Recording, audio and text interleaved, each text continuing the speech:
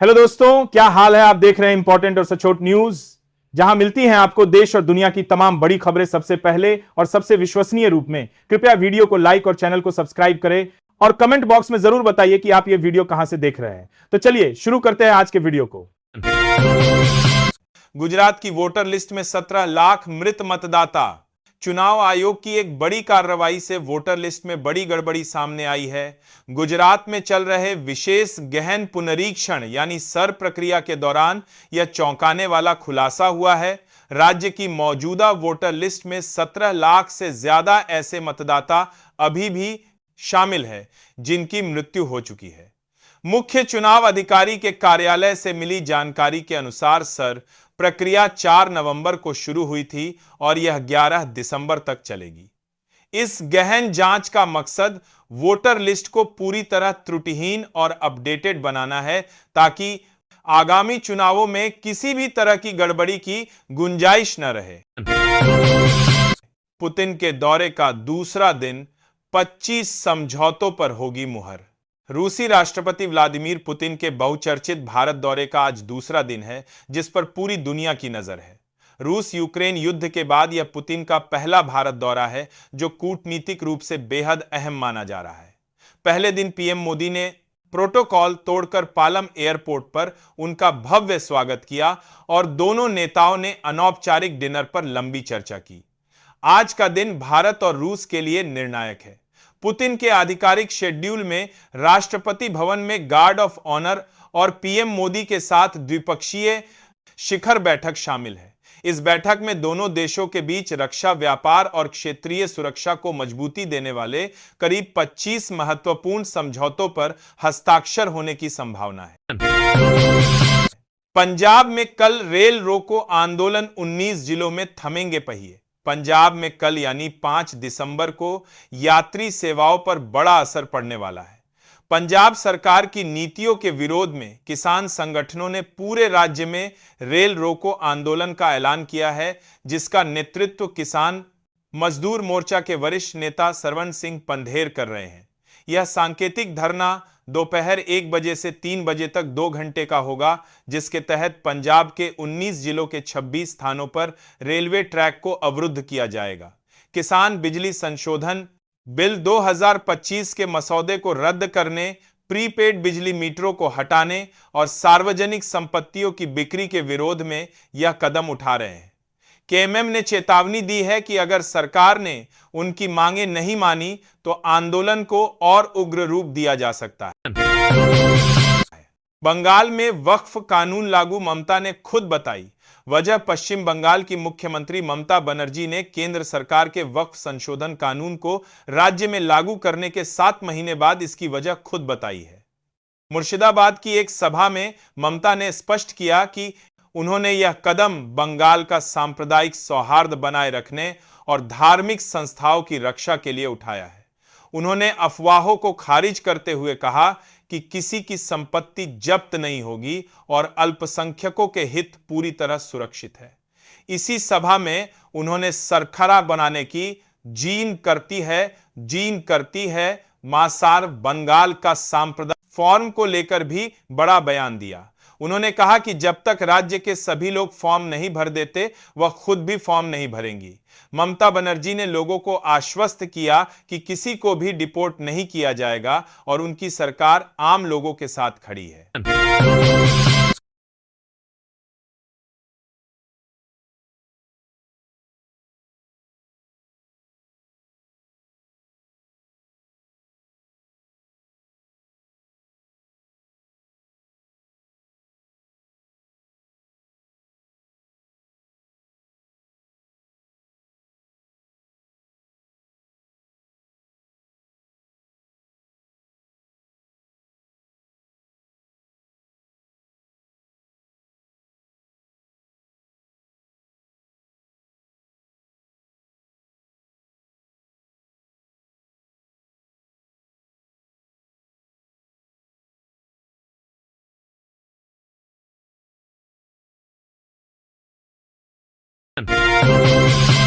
RBI का बड़ा फैसला, रेपो रेट घटा, ग्रोथ का अनुमान बढ़ा।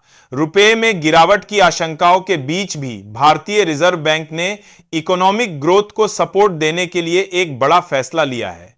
आरबीआई की मौद्रिक नीति समिति ने सर्वसम्मति से रेपो रेट में 25 बेसिस पॉइंट की कटौती कर आम आदमी को राहत दी है।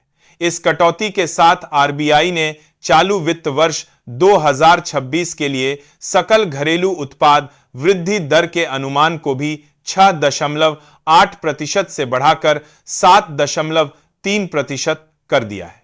हालांकि तीसरी और चौथी तिमाही के लिए महंगाई के अनुमान को भी बढ़ाया गया है।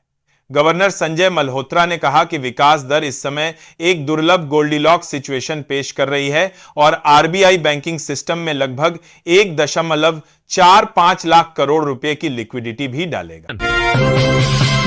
लखनऊ शाइन सिटी घोटाला 8 का सबसे बड़ा एक्शन लखनऊ के शाइन सिटी ग्रुप घोटाले के मुख्य आरोपी राशिद नसीम को प्रवर्तन निदेशालय ने भगोड़ा आर्थिक अपराधी घोषित करवा दिया है। उत्तर प्रदेश में फेओआ कानून के तहत यह अब तक की सबसे बड़ी कार्रवाई है। रियल एस्टेट और निवेश के नाम पर हजारों लोगों से करोड़ों की ठगी करने वाला नसीम गैर कानूनी तरीके से भागकर दुबई चला गया था।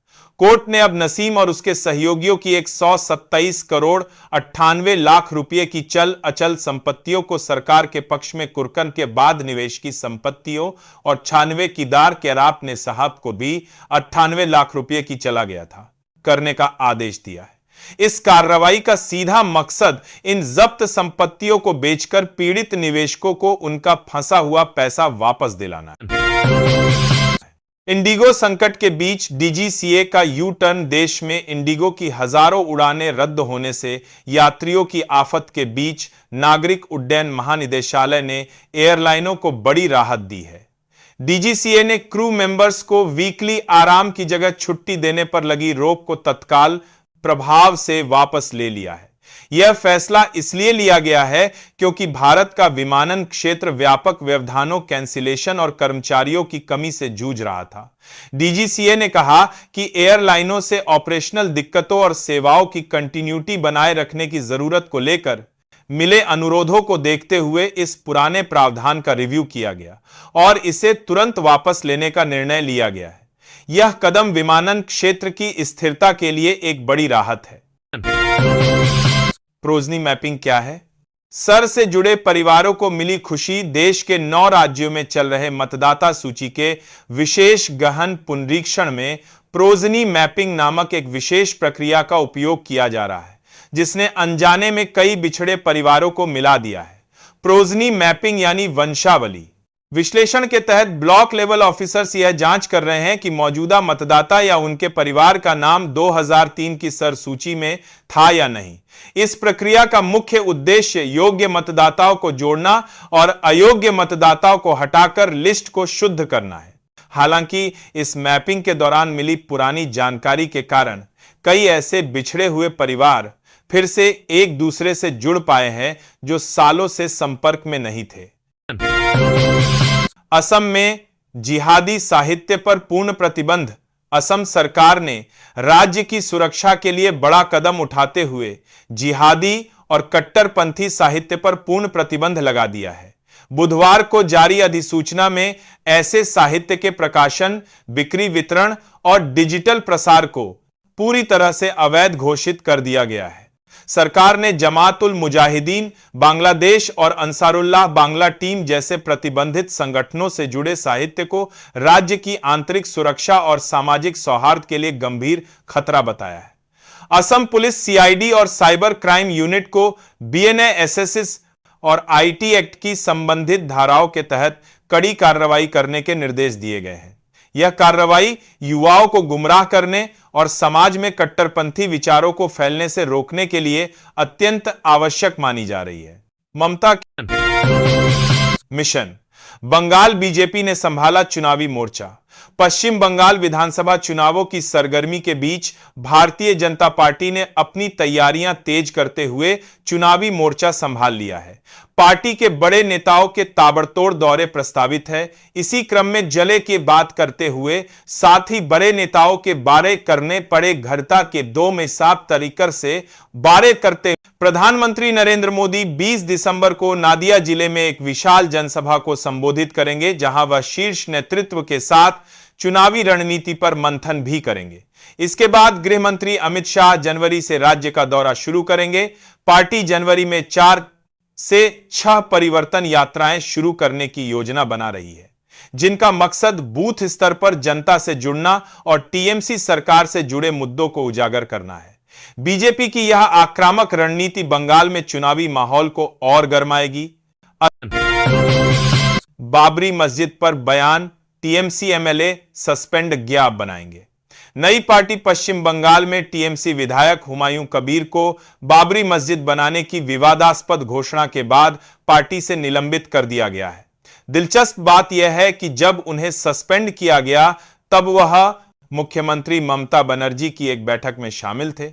उनके इस बयान से सांप्रदायिक तनाव बढ़ने की आशंका को देखते हुए राज्यपाल ने भी राज्य सरकार से उनकी गिरफ्तारी पर सवाल पूछा था। इस बड़े एक्शन के तुरंत बाद हुमायूं कबीर ने टीएमसी से इस्तीफा देने और 22 दिसंबर को अपनी नई राजनीतिक पार्टी बनाने का ऐलान कर दिया है। उन्होंने यह भी दावा किया कि वह करीब 135 सीटों पर चुनाव लड़ेंगे। इस घटनाक्रम ने बंगाल की राजनीति में एक नया भूचाल ला दिया है। नीतीश कुमार के नाम नया विश्व रिकॉर्ड। बिहार के मुख्यमंत्री नीतीश कुमार के नाम एक असाधारण रिकॉर्ड दर्ज हुआ है। हाल ही में 10वीं बार मुख्यमंत्री पद की शपथ लेने की इस अभूतपूर्व उपलब्धि के लिए उनका नाम world book of records London में शामिल किया गया है। वर्ल्ड बुक ऑफ रिकॉर्ड्स ने उन्हें बधाई देते हुए कहा है कि वह 1947 से लेकर 2025 तक देश के पहले ऐसे व्यक्ति हैं जिन्होंने 10 बार मुख्यमंत्री पद की शपथ ली है। इसे भारतीय लोकतांत्रिक इतिहास में एक अद्वितीय उपलब्धि बताया गया है। यह रिकॉर्ड न केवल उनके अटूट समर्पण और दूरदर्शी नेतृत्व को दर्शाता है, बल्कि बिहार की जनता के उनके प्रति अगाध विश्वास को भी रेखांकित करता है। इंडिगो संकट पर राहुल गांधी का हमला। नमस्कार। इंडिगो एयरलाइंस की सैकड़ों उड़ानें लगातार रद्द होने से मची अफरा तफरी पर कांग्रेस नेता राहुल गांधी ने केंद्र सरकार पर हमला बोला है। शुक्रवार को राहुल गांधी ने इस पूरे संकट को बीजेपी सरकार के मोनोपोली मॉडल का नतीजा बताया। उन्होंने एक्स पर लिखा कि भारत बगैर किसी भेदभाव की प्रतिस्पर्धा का हकदार है ना कि मैच फिक्सिंग मोनोपोलो का। उन्होंने कहा कि देरी, फ्लाइट कैंसिलेशन और बेबसी के तौर पर इसकी कीमत आम भारतीय चुका रहे हैं। वहीं इंडिगो ने यात्रियों से माफी मांगी है और कहा है कि सिस्टम को रिबूट करने के लिए शुक्रवार को सबसे ज्यादा उड़ानें रद्द की गईं। एयरलाइन ने यात्रियों को पूर्ण रिफंड और शुल्क माफी की घोषणा भी की है। नीतीश कुमार के नाम नया विश्व रिकॉर्ड। बिहार के मुख्यमंत्री नीतीश कुमार के नाम एक असाधारण रिकॉर्ड दर्ज हुआ है। हाल ही में 10वीं बार मुख्यमंत्री पद की शपथ लेने की इस अभूतपूर्व उपलब्धि के लिए उनका नाम world book of records London में शामिल किया गया है। वर्ल्ड बुक ऑफ रिकॉर्ड्स ने उन्हें बधाई देते हुए कहा है कि वह 1947 से लेकर 2025 तक देश के पहले ऐसे व्यक्ति हैं जिन्होंने 10 बार मुख्यमंत्री पद की शपथ ली है। इसे भारतीय लोकतांत्रिक इतिहास में एक अद्वितीय उपलब्धि बताया गया है। यह रिकॉर्ड न केवल उनके अटूट समर्पण और दूरदर्शी नेतृत्व को दर्शाता है, बल्कि बिहार की जनता के उनके प्रति अगाध विश्वास को भी रेखांकित करता है। सर पर सियासी जंग मौर्य का विपक्ष पर तीखा पलटवार। मतदाता सूची पुनरीक्षण अभियान पर विपक्ष के हमलों के बीच उत्तर प्रदेश के